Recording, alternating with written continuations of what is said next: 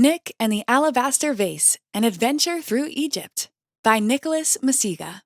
Illustrated by Cubian Studios. Nick was a little boy who was full of energy and always ready for an adventure. He loved reading, running, coloring, and playing with his brother. But most of all, he loved learning about Egypt. Nick had a pen pal named Ahmed who was from Egypt. Ahmed invited Nick to Egypt so they could go on a grand adventure, learning all about the history and treasures of ancient Egypt. Nick could hardly wait. He counted down the days to his trip. Then the day finally came, and Nick was ready to go to the airport. But he had to make sure to say goodbye to his mom. "We will all miss you, but have lots of fun," said Nick's mom. "Don't worry, Mom," said Nick. "I'll be back soon, and I'll bring you the most amazing present." Nick was a little scared to go on such a big trip, but he knew as soon as he got there, he would see his friend Ahmed. He was excited to explore all the beautiful places in Egypt. Just as Nick got settled in his seat, the plane took off, and he was on his way. 10 hours later, Nick's friend Ahmed met him at the airport in Egypt. "Salam alaikum and welcome, Nick," said Ahmed. "Peace be with you too, Ahmed," replied Nick. "Thank you for inviting me to Egypt." The two friends were eager to start their great adventure. First things first, Nick didn't want to forget his mom's present, so he asked Ahmed to take him to a gift shop. The gift shop was full of amazing things such as statues, colorful necklaces, and brilliantly carved green scarab beetles. But what caught Nick's eye were the vases made of the white and golden toffee swirl-colored stone called alabaster. Suddenly, Nick saw a perfect hourglass-shaped vase high up on a shelf. It almost seemed to glow. It was so beautiful. Nick asked the store clerk Mohammed if he could buy the special vase for his mom. "Of course you can," said Mohammed. "Just make sure you treat it with great care so that it doesn't break. Alabaster is a very precious stone, and this vase is extremely fragile." Nick took a nervous gulp as he gingerly took the vase from Mohammed. He knew it would be the perfect gift for his mom, and that he would have to keep it safe during his journey around Egypt. Nick and Ahmed left the store and drove by car to the pyramids. Ahmed was excited and proud to show Nick the pyramids of Giza. Nick rode a camel named Tut all the way to the Great Pyramid. Nick made sure the alabaster vase was tied tight to his backpack so it wouldn't fall and crack while he was riding Tut. "Look over here," said Ahmed. "This is my favorite." "Is it a cat?" asked Nick. "No, silly," said Ahmed. "It's a sphinx. It has the body of a lion and the head of a king." "Wow, that is amazing," replied Nick. "So far, it's my favorite too." Later that night, Nick and Ahmed rode a night train to Alexandria. The train ride was so bumpy that the alabaster vase rocked right off the cabin shelf. However, Nick caught the vase just in time before it hit the floor and broke. "Whew! I'll have to make sure it is tucked in tight so it doesn't fall off while I'm sleeping," said a very terrified but relieved Nick. Once they were in Alexandria, Ahmed told Nick they were going to a bazaar. "What is a bazaar?" asked Nick. "It's a market where you can buy all sorts of special things like scarves, toys, and even food," said Ahmed. The bazaar was buzzing with people and activity, and that made Nick a little nervous about the safety of the vase. Nick knew he had to be careful so he wouldn't bump the vase into a person or a stall. But soon after, he was distracted by the most wonderful smells of turmeric, saffron, and cardamom.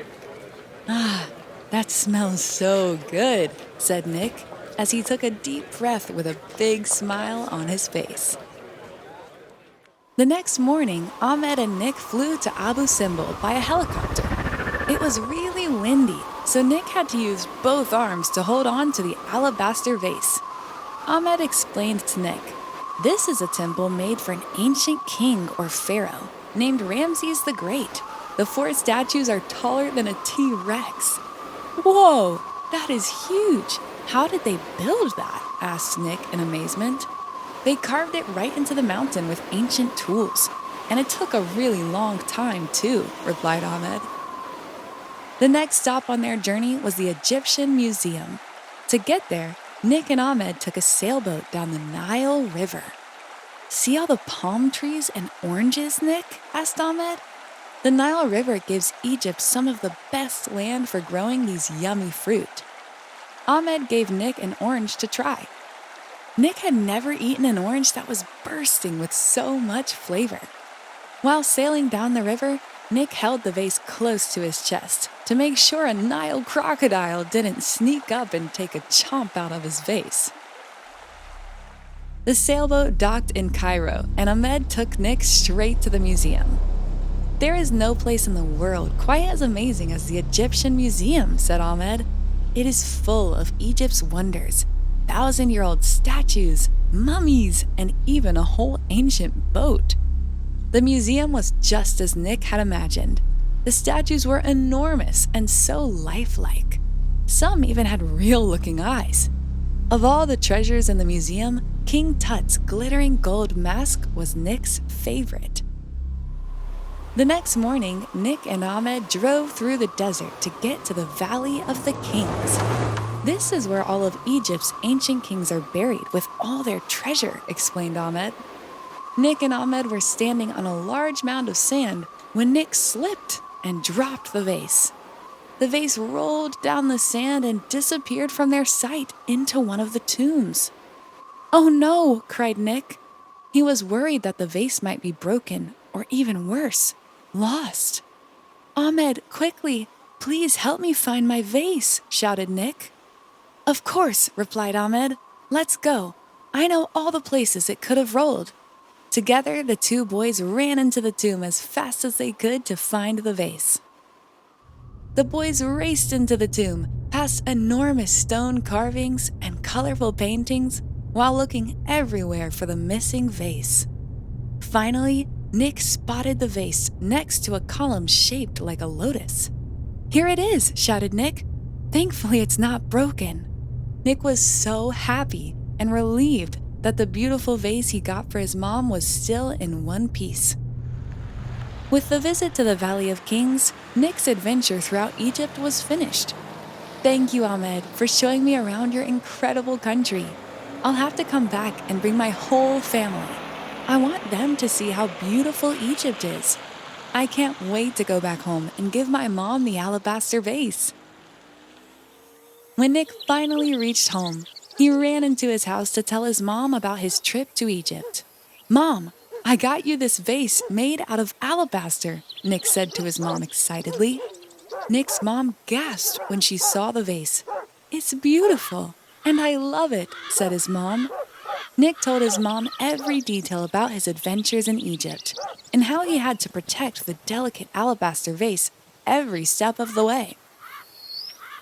"I carried the vase on a camel named Tut, past the pyramids and the sphinx.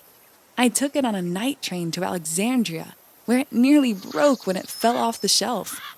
I made sure not to bump it into anyone in the bazaar. I held on to it tight when I flew in a helicopter to Abu Simbel. I made sure no crocodiles chomped it while we sailed down the Nile River.